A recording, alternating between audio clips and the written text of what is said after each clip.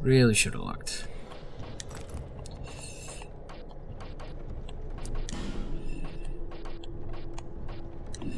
Oh, you know what? It would probably help me if I had...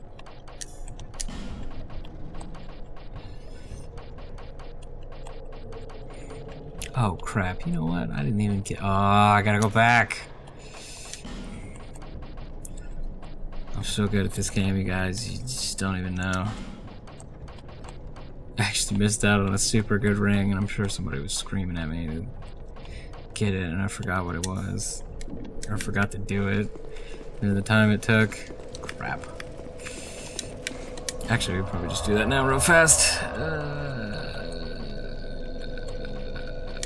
Woods.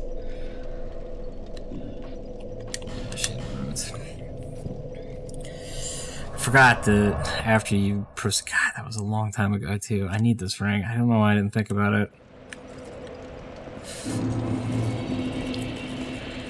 So, I don't know if you guys remember this area, but this was the area with the other big basilisk and all the curse pots. And Bro Scorpion Tark.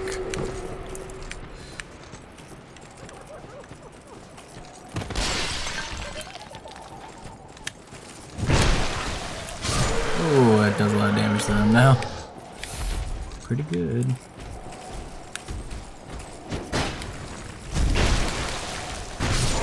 See ya.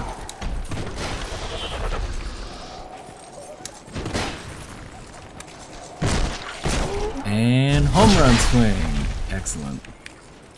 Ooh, wait, drop the thing. Triclops snake troches.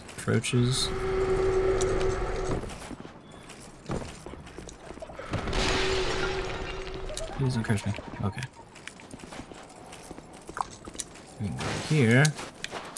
Oh, I gotta put the ring on. Derp. Hey, Dark. You defeated my better half. I did.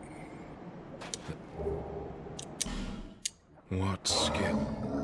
You've defeated my master. But our master never dies, only changes form, so that he may seethe for all eternity. Brave human, you have yet to face your greatest perils. Take these.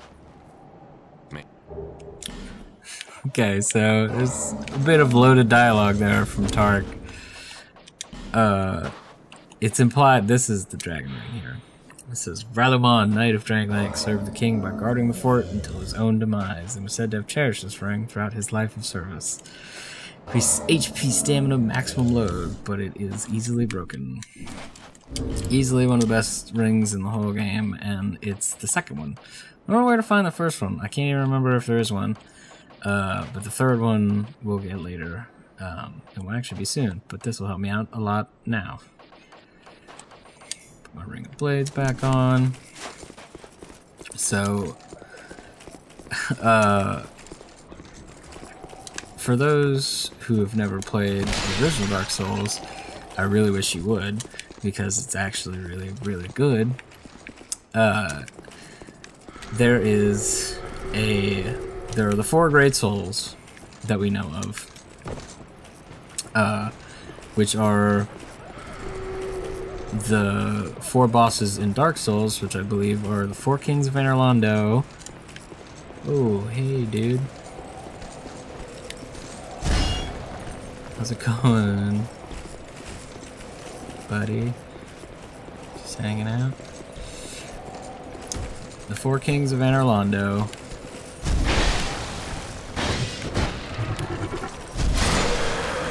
Nito, the Grave Lord. Testing my Dark Souls trivia.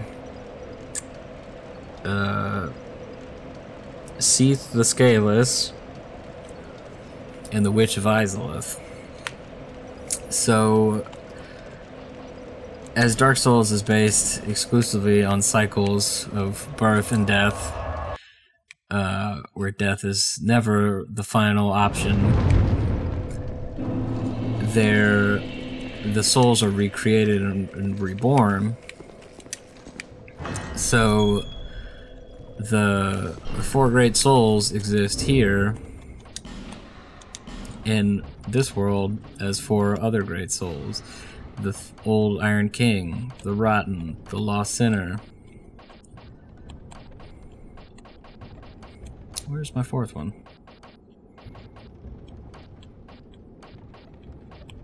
Ah, right. The Duke's Dear Freya. So, Duke's Dear Freya, not a great soul, but if you remember when I fought her and then I touched that thing on the ground, it told me that I still embraced the great soul.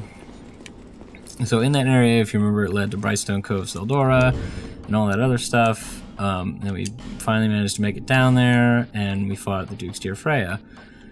It is implied that the Duke has the soul of...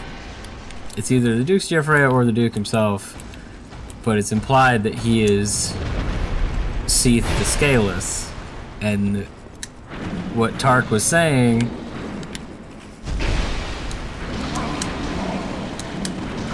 Oop, okay. Thank you, ogre thing.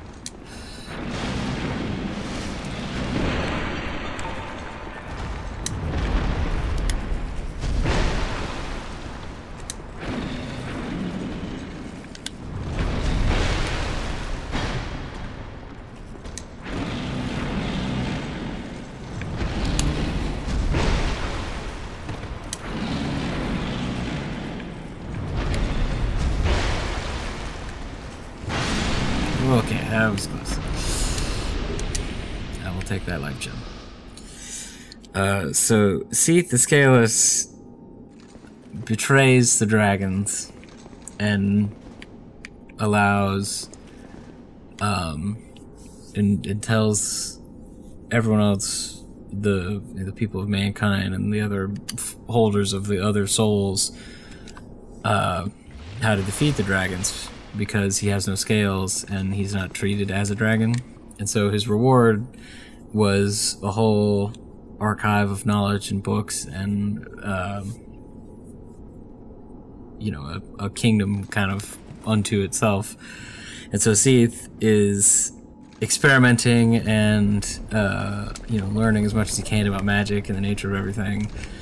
And so he is kind of implied that Seath is the one who created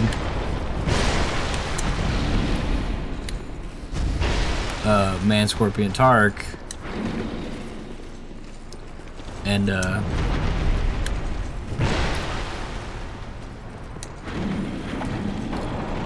Scorpionist Najka. Hey buddy, come on.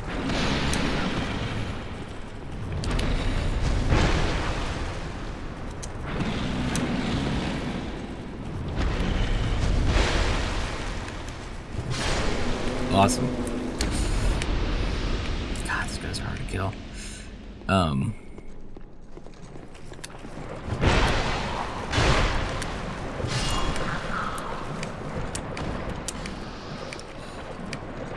So when Tark only gives you the ring after you defeated Duke's Dear Freya. I don't know if he also gives it to you after you kill the guy immediately afterwards. So if you remember, I killed the Duke's Dear Freya and there was just like one throwaway hollow in this like little book nook area that you know, he's like wearing regal attire and that kind of thing. So it's like implied that he might be the Duke. And so they think that he created Scorpionish Najka and Man Scorpion Tark. But what Tark just said was that you defeated my master, and it would make sense if Seath was the one who created both of them, because that was what Seath did. He learned how to do things and he went slowly crazy over such a long period of time and started creating like man hybrids with animals and stuff. But he says you defeated my master, which implies that he was created exclusively for that, I guess, purpose, like, or for little purpose or no purpose. But he mentioned that he cannot die, he can only be reborn, which is the idea behind the Great Souls, is that they are not ever truly dead, they are just reborn later on in the cycle of Dark Souls. So, what is dead can never truly die? I don't know, Game of Thrones. Dark Souls makes my head hurt. But yeah, so 4 Great Souls continually reborn, and fun fact, because you guys will never see this when we get there, but because I probably won't go to New Game Plus, but in New Game Plus, every one of the 4 souls drops another soul. So the old Iron King soul, the old Iron King, the Rotten, the soul of the Lost Sinner. So like when you kill the Lost Sinner in New Game Plus, you get the soul of the Lost Sinner, but you also get the soul of the old witch. And when you kill the Rotten, you get the soul of the Rotten and the soul of the old dead one. So it's implied that these 4 bosses are the reincarnations of the 4 Great Souls from Dark Souls 1. But Tark, being the snarky kind of dude he is, and the Duke's Dear Freya in New Game Plus dropping the soul of the Scaleless, I think it's called. I gotta check. But come on.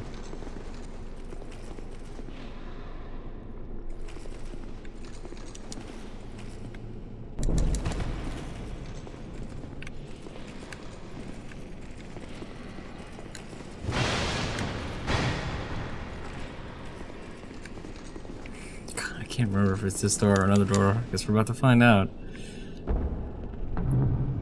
Okay, it's the second one, yeah.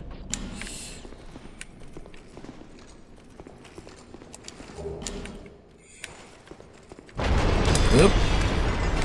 Hey, buddy.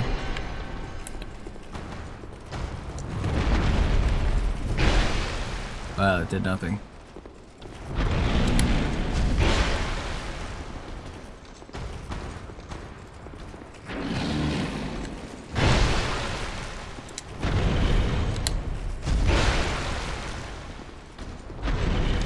Please keep sitting down. That would work out great for me.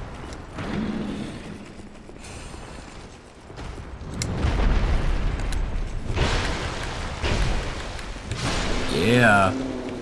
God, I hate these guys. Okay, boss time. So yeah, check out this area, huh? Look at this.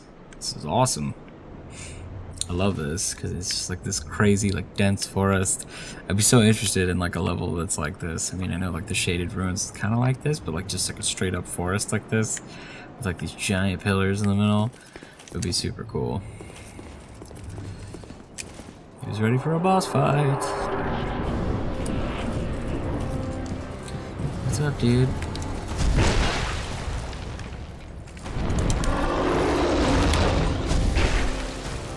Wow. Just dropping his health.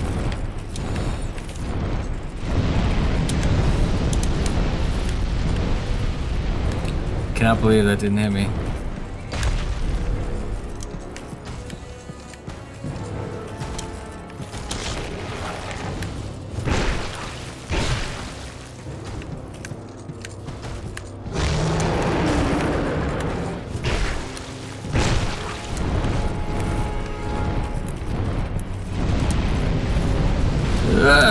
Frack.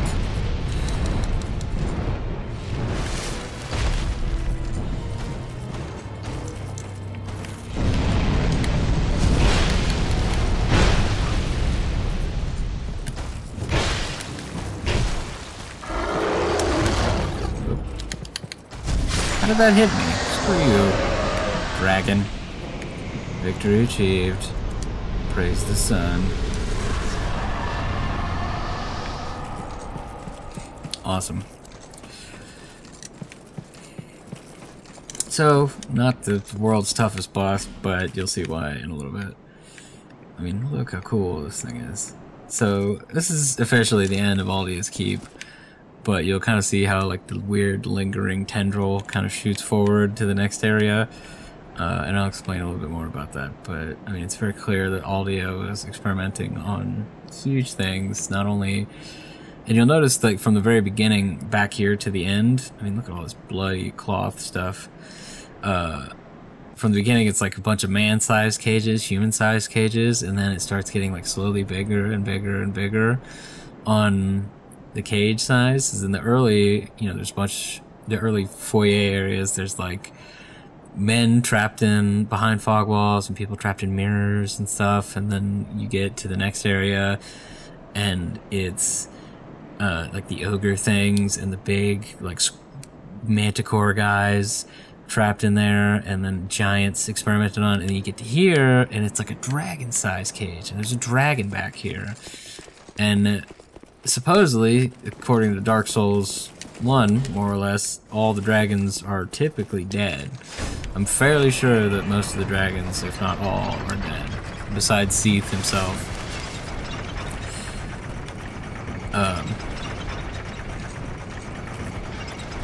So the appearance of dragons now is very suspicious, especially now that Aldia is experimenting on specifically giants and you know, all this kind of stuff, human experiments and ways to circumvent the curse. Because, I mean, as far as we know, Seath is the only one who's left, and he quote-unquote died in Dark Souls 1, but as Tark said, he will seethe for all eternity as, you know, rage kind of thing, but I think it's also a very cute play on words that seethe and seethe sound very similar. So you guys ready for this next area? I'm not going to look out to the sides because I kind of want the gravitas of this moment to be a little bit more impressive. Look at all these. Just look at this. Dragons and drakes flying around and just endless below. How cool is that? Look at that keep. That's my favorite thing about Dark Souls is you see a keep in the distance and you're like, I'm going there. I know I'm going there because that's the only thing. So, check out the Emerald Herald here. She's been apparently waiting for us mysteriously, but you guys should listen closely. Bearer of the curse. Long have I awaited one such as you. One who might shatter the shackles of fate. One who can set me free. Bearer of the curse. It was my own manifestation that led you here. The ancient dragon has watched over the world for eons past. Take this. Do not resist. The dragon welcomes you.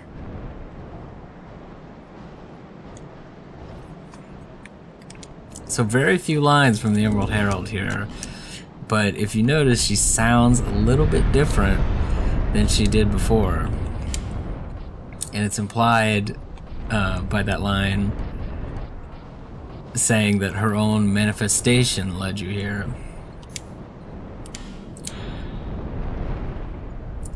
Yeah, we're gonna read this. This is what she just gave us. The aged feather. An aged bird feather. Return to the last bonfire, rest of that. You can use it forever, so it's like an infinite homeward bone.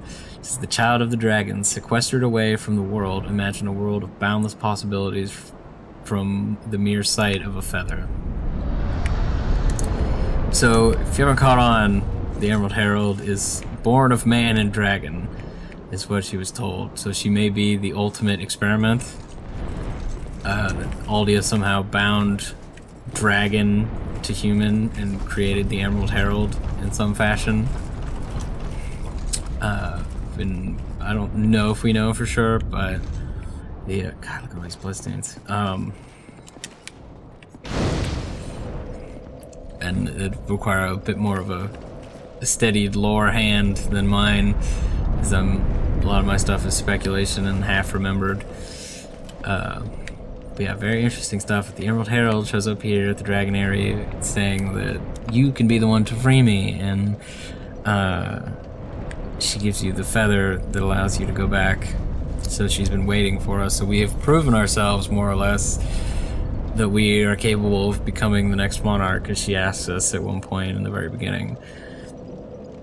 Because we've killed all 4 of the great souls, or the great people holding the great souls. And therefore, I guess that makes us worthy of becoming the next chosen undead, which is the Dark Souls 1 version of the cursed undead, which is what we are in this game. Yeah, a lot of good speculation. This area coming up is, unfortunately, despite being very cool, one of my least favorite areas in the whole game because of how difficult the enemies are. So we may need to do a little bit of preparing before that happens, but that's going to be where we stop for this week. We'll see you guys next week.